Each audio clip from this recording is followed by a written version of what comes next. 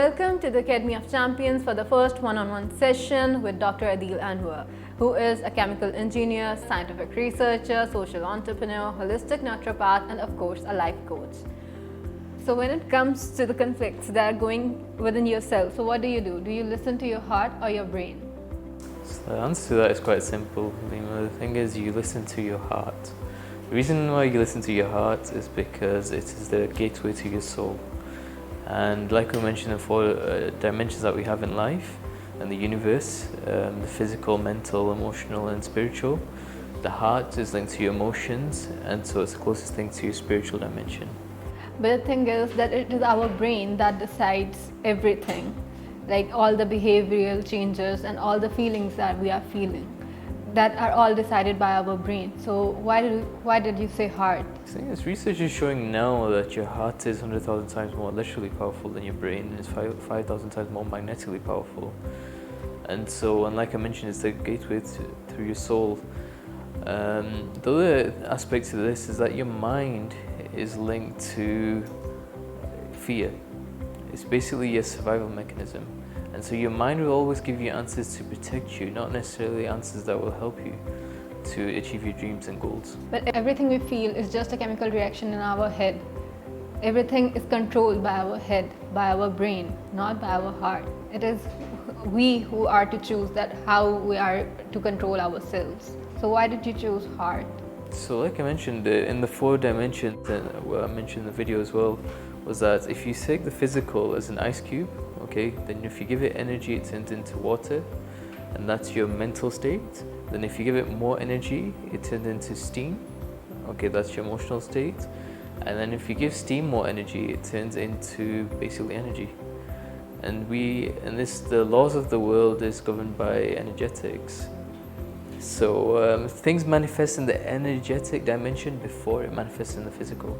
We as kids and teenagers are mostly and normally attracted to our parents and their profession.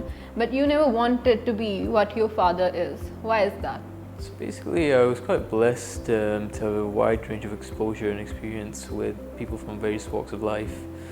And my father, he was a surgeon, and what I realized was that as medics, there was a bit of hypocrisy in there, in that I saw that medics were either, chain smokers or heavy drinkers, or basically they led a very stressful life.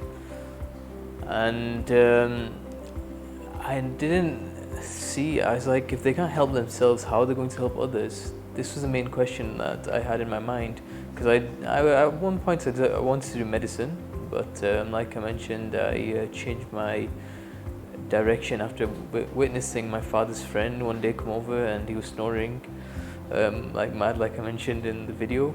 And I did not want that lifestyle whereby basically so much stress and not having any control over your own health. And but the thing is that if there are negative aspects of something, there would be the positive aspects as well. Why didn't you look towards them? Yeah, there could be positive. It's just that, again, I questioned my heart. I asked what my heart wanted to do, and it was something linked to renewable energy and business management. What is renewable energy? So renewable energy is like something. So at the moment, everything is using fossil fuels, or based on fossil fuels. You've got a petrochemical industry. Renewable energy is something like solar, for example, wind energy, and what I was doing using biofuels. So using oils, extracting oils from plants and using them. So renewable energy is energy that can be renewed. Like as one of your teachers in Manchester directed you towards your goal. So do you think that we need more counseling teachers in our society, in our schools, in our universities? Definitely. This is one area that is lacking in our civilization, society. Yeah, obviously, especially in Pakistan. Yeah, especially in Pakistan, but even in the UK, you didn't have that many role model teachers. Like when I couldn't only name 5 teachers that I had that were actually role models. Most of what we had. 5 is more than enough. 5 is to have someone as a role model. Yeah, but how many teachers do you have? Throughout the system, you must have at least 100 teachers when you go from primary to secondary through college. then university, and I mean to see something positive that you can take from teachers. I did not see teachers that were empowering and motivating. A lot of the teachers, they are there just doing their job. They're not there allowing a child to fulfill their potential. And this is what is lacking. So what we're stuck in a cycle. We're stuck in a cycle whereby you have poor teachers, which produce poor students. Those poor students become more poor teachers. So we need more great teachers that produce great students that go on to become more great teachers. And so we desperately need teachers that are more counselors, that can channel and optimize the students to the optimal potential. Because especially in Pakistan, like 60% of the Pakistan is youth, I think 60 or 67 around there. And 30% are those that are from the age of 15 to the age of 30. So it's a huge market, and there's a huge need for it. So I think definitely we need more teachers that are counselors. Yeah. We are living in the 21st century, but we are still stuck in the social stigma ke log kya kahenge. What would you say about it? When I mentioned the thing about Allama Iqbal in module 2, where he said that Allama Iqbal mentioned Shariat ke paimane jo humne tode magar apne le jaake jode. Again, the Sharia law that we fail to understand completely holistically. I saw aspects of that in the West, and this point I saw in the West. The thing is, in the West, after the age of 16 or 18, the children were left to do what they wanted. And what we have in Pakistan in the East is over pampering of our children, and they're less liberal here, and there's less freedom. So it's something that Umar he actually mentioned, play with your children for 7 years, teach them for 7 years, and enjoy the company for 7 years. And by the age of 21, your children should be free. Here, our parents hold on to their children even after they're married. They hold on to them. So I think this thing needs to change. This thing desperately needs to change. Low key can get what will people say? What will society say? What will our parents say? I think beyond a certain age, the children should stand on their own feet and be given the freedom to make their own decisions. Because the thing is, this is something I saw in the West, that the children, when they make mistakes at an early age, then there's this aspect of resilience. They can bounce back. And making mistakes at an early age allows you to learn your lessons a lot quicker with less damage or less repercussions. So I would strongly recommend the youth in Pakistan to start off and embellish this entrepreneurial spirit, that of basically taking risks, making mistakes, and learning from them, because that's how you grow. Since this module is about know yourself and finding your purpose, how do you use to connect with yourself? So along my journey, I found that the best method of connecting to yourself is through meditation. How through meditation? So it's something that I share in module 2, that there were 2 articles by Peter Bragman who shared how he meditated, and that's what I learned. So essentially it's mindfulness. So you sit down and you basically block out everything that you can, all your senses apart from your breath, which you cannot stop. Either that, or you concentrate on one point of your body and you concentrate all your energies to that point, and just monitor your thoughts, see what is emerging, what is coming to the surface, and try to address that. So mindful. How do you use to address that? What is that particularly? So for example, after you've got so many thoughts racing through your head and you've been doing a lot of things, the thing is, when you sit down on the floor, for example, and I sit down on the floor with my back against the wall, in what's some people call lotus positions at times. Sometimes I change the position, but what you essentially do is you close your eyes, and ideally if it's in a dark room, it's even better. So you close down you close your eyes, you close any noise that's around you, okay, and you try to connect with yourself. Yourself is something that's always monitoring. It doesn't change as a function of what you've done, what was the last thing you did. yourself is very constant. It's like it's a few inches above your head. You can actually see yourself from a few inches above. It's about having a bigger consciousness. So I'd strongly recommend those that I share the articles with to read them, and I think it's a great way of getting into meditation, because that is a-religious. That's not linked to a particular religion. Some people would say, for example, in Pakistan, isn't salah, for example, namaz, isn't that sufficient meditation? But what I found is that my extra meditation helped me during the actual salah meditation, the namaz meditation. So it's about getting your concentration back and being in the present moment. Do you feel that you have known your overall life purpose? I did not know my overall life purpose, but then in hindsight, when I started to reflect and I started to journal, things came to the surface which made my life purpose very obvious. And like I shared in the first module, that I narrowed it down to bioeconomy consultancy and the Academy of Champions. And basically, again, it came down to it comes down to what Rumi said: what you seek is seeking you. I was seeking renewable energy. I was seeking something linked to business management. That's why I got into chemical engineering with business management. And what's happened is my life has carried on that path. And I've got more and more clarity that what I need to do in order to serve. And the other thing is, doing the why exercise, that gave me clarity. Like, why was it that I was born into a Pakistani family?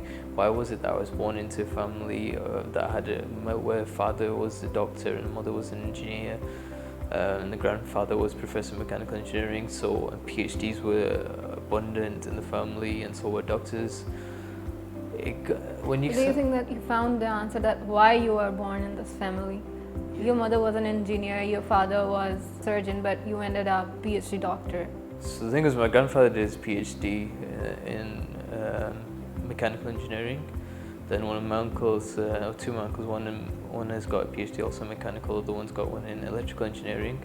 So basically, and my grandfather works in UET, my uncle works in UET, and now I'm working in UET. So there's that family sort of thing going on.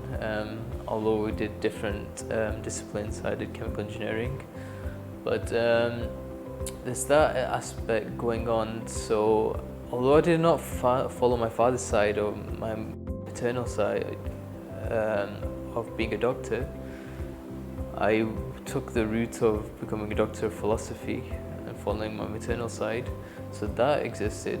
And the reason for doing a PhD at an early age was that I always loved challenges. And it's something that I knew that I would eventually have to do, so I got it out of the way early on in my life. What is the most important thing one can do to improve oneself, like spiritually, mentally, physically? So this is something, again, that I mentioned in Module 2, that journaling. Journaling is one of the key things that helped me evolve my self-awareness at a rapid rate. Because journaling is you essentially writing your life's journey. I mean, we like to read and we like to watch other people's biographies and other people's books, but what about your own life journey? So journaling is a great way of documenting your life journey, and you learn a lot from that. In what dimension should you think we should put more effort? Like in the spiritual way, in the mental way, in the physical way? So the key things that I've realized is that if you've got strong physical habits and routines and strong spiritual habits and routines, the emotional state and the mental states tend to come to a middle point. So basically an equilibrium. But in my opinion, I think that mental health is more important. Yes, so this is what way more important than physical health. Because if you cannot grow mentally, how would you be able to grow physically? Yes, so that's a good question. You can't negate the mental, again, you can have mental habits such as meditating, okay, getting your mind in bringing it to the present. But what research is showing now is that broken minds are due to broken bodies. So once you heal your bodies, then you heal your mind. So this is something that Dr. Mark Hyman mentions in the book Ultra Mind Solution, where he found that basically he also suffered from heavy metal poisoning, and he found that basically if you take magnesium and zinc supplements, they had a profound impact on probiotics. They had a profound impact on the mind. So we think, so the mind isn't separate from the body. We think that the mind is separate from the body. It's actually part of the body. And neither is the body separate from the mind. So this is where holistic naturopathy comes in, and functional medicine comes in, which treats the body and the mind as one thing. What were you passionate about as a child? So as a child, I was passionate about lots of things, just like any other child, cartoons.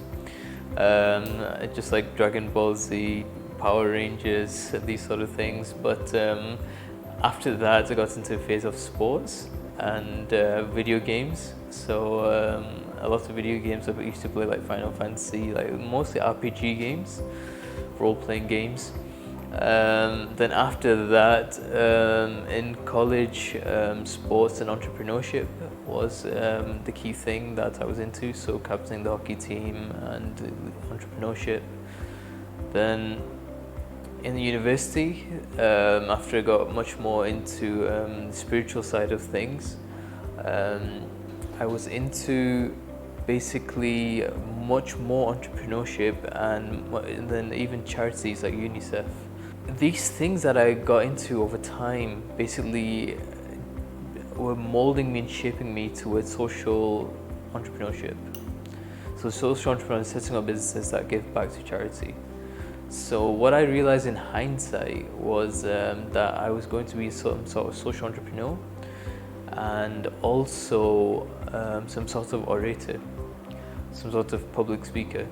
And this is something that my PhD my supervisor realized in me. He said that he does not see me as an academic. He sees me as someone that will be a public figure in the future. So you became a motivational speaker. Yeah, so I mean, again, now motivational speaker. So this is something that was given to me by your company Connective when I was speaking to Ibrahim, one of your colleagues. You know, I did not like the word motivational speaker because I do not consider myself as a motivational speaker. But it was given to me after we had this discussion that truth is ultimate motivation. And that's what Ibrahim shared with me, and I reflected on that, and I said, that's the way it is, you know. Truth motivates people, because I just see myself as a life coach that speaks the truth. And after speaking to Ibrahim, he enlightened me further, and he said that people get motivated by the truth, and hence, you know, you see motivational speaker. But prior to joining up with Connective, I was not. You would not have seen motivational speaker anywhere. You would have seen a life coach. So yeah. Thank you so much, Dr. Adil, for your time. I hope after this session, you will be able to understand yourself in a better way.